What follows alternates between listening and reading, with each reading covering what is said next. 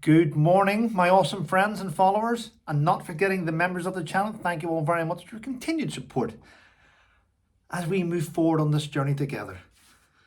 Thank you to those of you that have recently subscribed. This morning I woke up to having, well, we're back to having 155,000 subscribers. Thank you all very much for your support. And a massive shout out to those of you that watched my live stream last night with the wonderful Fiona and Graham. I mean, I'm taken back by that. It's had over 15,000 people watch that live stream from last night, and I'm really pleased. So thank you. Last night, I believe, well, I'll tell you now.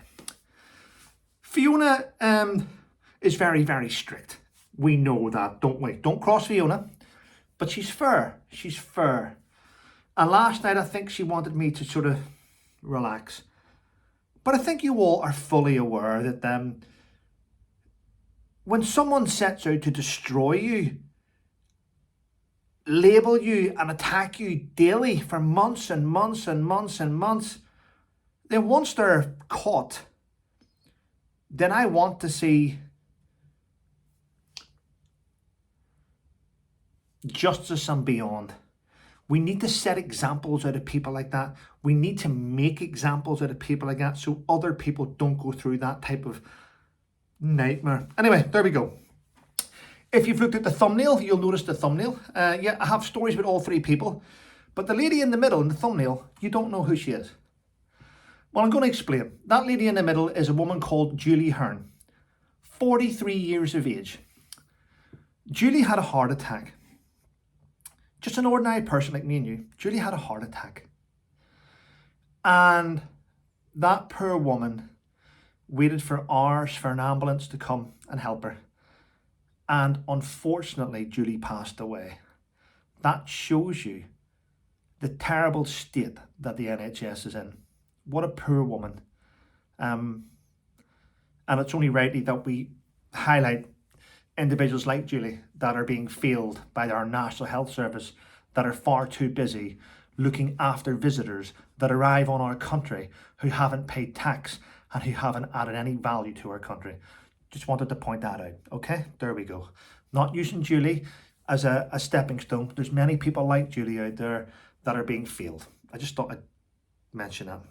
Right. Now, isn't it weird? Only a couple of months have passed. We're all fully aware that the Prime Minister and his Labour Party swept the floor with the Conservatives. The Tories wiped the floor with them, gained hundreds of seats from them. People wanted change. In only a few months, believe it or not, the Tory Party, in many, many different polls now and surveys, are within 1 point of the Labour Party again. That is how terrible they have done in such a short time. I honestly believe before Christmas there could even be a leadership contest to remove Keir Starmer. I'm not going to call him Sir anymore because he hasn't got that approval rating from me to even call him Sir. So I think Keir will be replaced. Who he will be replaced by? It could be Angela Rayner. We don't know. I think it may be someone else, but I don't think he's going to be Prime Minister for much longer. It's shocking how he's behaved. Anyway, it is. And another news this morning. This is sad news. Hopefully I'll have good news soon. An officer cadet at Sandhurst, a guy who went there to become an officer. He had high hopes. He wanted to be a platoon commander in the parachute regiment. Now, regardless what people think, to be in the parachute regiment, you need to be elite. You need to be fitter than the average guy. You need to have your mindset willing to just go forward and do exactly. You need to have a certain type of stamina and mindset to be able to be in that regiment. You do. I mean, for God's sake, you have to jump out of a plane. You mean, so a young guy went to Sandhurst and he did a 10-day battle exercise to see how good he is and where he should go. Well, out of leadership, they mark you from 1 to 5. Leadership, 1 to 5. Strength, 1 to 5. He only scored 1 out of 5 on leadership. And the parachute regiment said, I'm sorry, but you haven't met our standards. He then looked at the Irish Guards, and the Irish Guards said, I'm sorry, but you haven't made our standards either. And he was found dead in his car, unfortunately, with a shotgun beside him. Now, the media says he was found dead in his car with a shotgun. It does not say he used the shotgun. I'm just saying it's quite sad that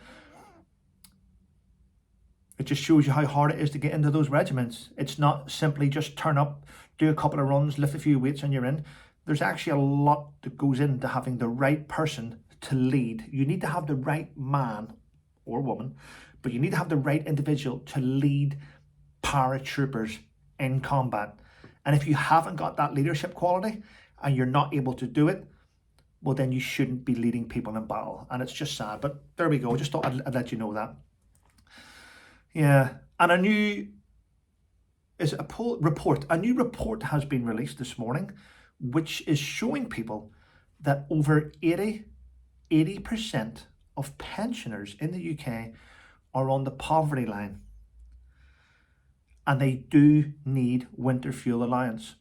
So our government is going to have to retract that stupid decision. I think if they retract that decision, Keir Starmer's approval rating will undoubtedly it will improve, won't it? Of course it will. I mean, you can't just shit all over your pensioners and think it's a good thing, but at the same time then committing 22 billion to climate. Really? Now, I'm no expert in the weather, but I do know that paying extra money isn't going to fix a hole in space. It's not going to do it. Not going to, no matter how much you charge me, not going to do it. But for some reason, we have these idiots in charge that think that we can fix it. Let's get to net zero. What about China? Don't worry about China, whose fuels are going through the roof. They're causing a lot of issues, but let's just punish the little people. Yeah. Isn't it weird that the United Nations and the European Union want to punish us with taxes, but not one of them are willing to speak out about China? Can we lower your emissions? China will just go, no. How can we lower our emissions in China? You buy all our stuff from China. You buy all our stuff from China. So the UK will punish us, but we'll and put pressure on us to lower our emissions, but then we'll buy everything from China where they're just through the roof. It's just a crazy system.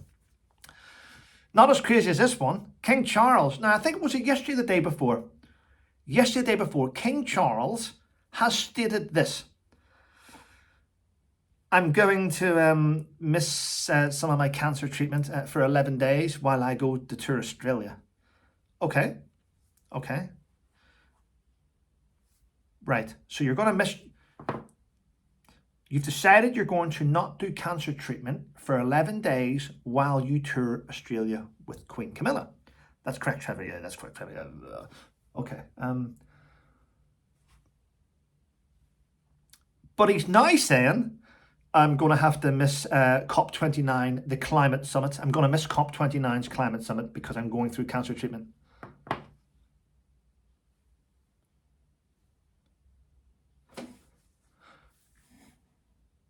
Why not do the climate summit?